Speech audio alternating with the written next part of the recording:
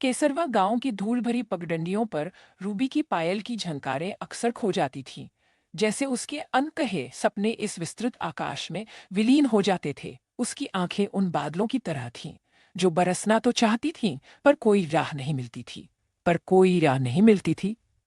Ruby का दिल ध्रुव के नाम पर धड़कता था, एक ऐसा प्रेम जो उस बरगद की जड़ों की तरह गहरा था, जो गांव के किनारे सदियों से खड़ा था।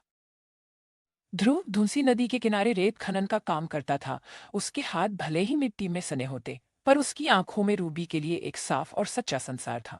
वे रात के सन्नाटे में मिलते, जब गांव की सांसें धीमी हो जाती थी और केवल जुगनू ही उनकी मुलाकातों के गवाह बनते थे। उनकी बातें अधूरी, उनके स्पर्श मौन, पर उनका प्रेम ब्रह्मांड से भी विशाल था।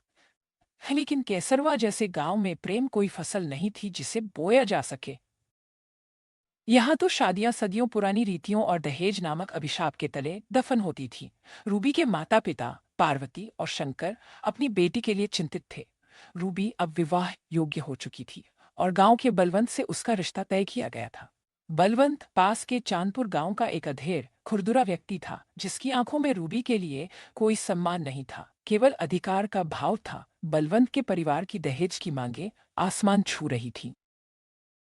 वे सोने के कई तोले और उनकी पैतृक जमीन के एक बड़े हिस्से की मांग कर रहे थे। पार्वती के माथे पर चिंता की लकीरें गहरी होती जा रही थी और शंकर रात रात भर करवटें बदलते रहते। उनकी छोटी सी झोपड़ी में दहेज की ये तलवार हर पल लटकती रहती थी। पंचायती बैठक में जब बलवंत के चाचा ने अपनी मांगों को दोहराया, तो शंकर का चेहरा पीला पड़ गया। हमारे पास इतना नहीं है, चौधरी साहब, उन्होंने गिड़गिड़ाते हुए कहा। रूबी हमारी इकलौती बेटी है, हम अपना सब कुछ दे देंगे, पर इतना तो फिर हम भी अपनी पगड़ी नहीं उछालेंगे, चाचा ने कठोरता से कहा। हमारी भी कुछ इज्जत है। बलवंत की शादी हो रही है, कोई बंजर खेत नहीं खरीद रहे। रूबी एक कोने में बैठी सब सुन रही थी। रूबी एक कोने में बैठी सब सुन रही थी। उसके भीतर एक तूफान उमड़ रहा था। वह ध्रुव को देखती, जो भीड़ में कहीं खोया था।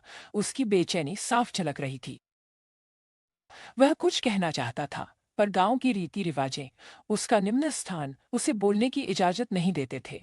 रूबी ने ध्रुव से अगली मुलाकात में कहा, हमारा भागना क्या सही होगा? ध्रुव, मेरे माता पिता का क्या होगा? पहले ही इस दहेज ने उन्हें तोड़ दिया है। ध्रुव ने उसका हाथ थामा, उसकी आंखों में असीमित प्रेम था। हम कोई रास्ता निकालेंगे रूबी। मैं शहर जाऊंगा और पैसे कमाऊंगा।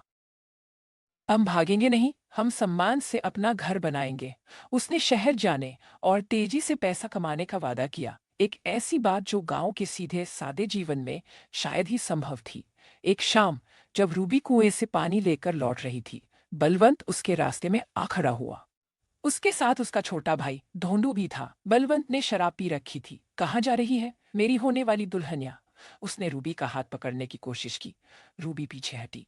मुझे छोड़ो बलवंत। मैं तुम्हारी दुल्हन नहीं हूं, धोंडू ने ठहाका लगाया। अभी नहीं है तो क्या हुआ, जल्द ही तो होगी, और फिर तो तू हमारी दासी होगी। बलवंत ने उसे जोर से पकड़ा। रूबी ने विरोध किया। उसके हाथों से मटका छूटा और फूट गया। बलवंत ने उसे धक्का दिया। रूबी गिरी। उसके घुटने और कोहनी छिल गए।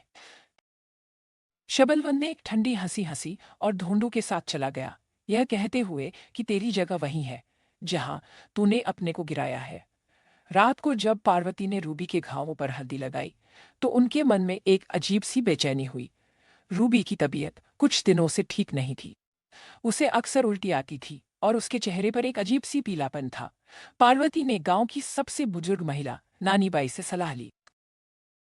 नानीबाई ने रूबी को देखा, उसके माथे को छुआ, उसकी नाड़ी जांची, और उनकी आंखों में एक अजीब सी चमक आ गई। पार्वती, तेरी बेटी के पेट में एक नया जीवन पल रहा है। यह खबर उस झोपड़ी पर बिजली बनकर गिरी। शंकर का चेहरा पत्थर का हो गया। पार्वती रोने लगी। शंकर का चेहरा पत्थर का हो गया। पार्वती रोने लगी। एक अविवाहित बच्ची, और वह भी गर्भवती। केसरवा में यह एक अक्षम्य पाप था। बलवंत से शादी अब तो असंभव थी। गांव में यह खबर आग की तरह फैली।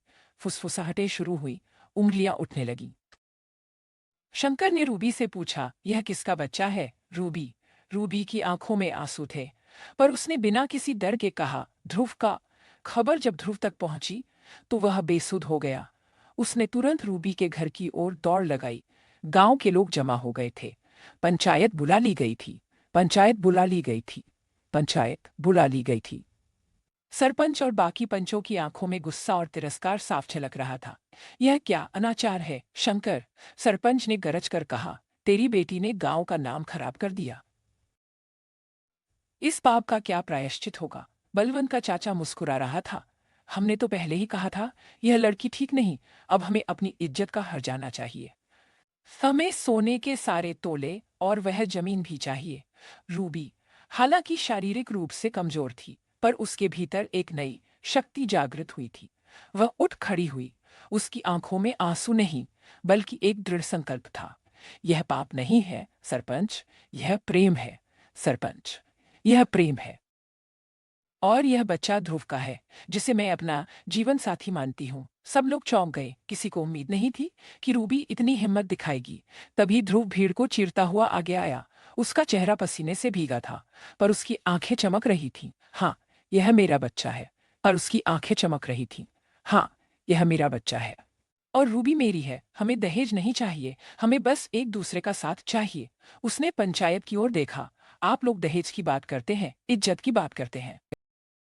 क्या एक लड़की को प्रेम करने का अधिकार नहीं? क्या एक माँ को सम्मान से जीने का अधिकार नहीं? हम शादी करेंगे, चाहे आप हमें गांव से निकाल दें। मैं अपनी रूबी और अपने बच्चे के लिए कहीं भी चला जाऊंगा।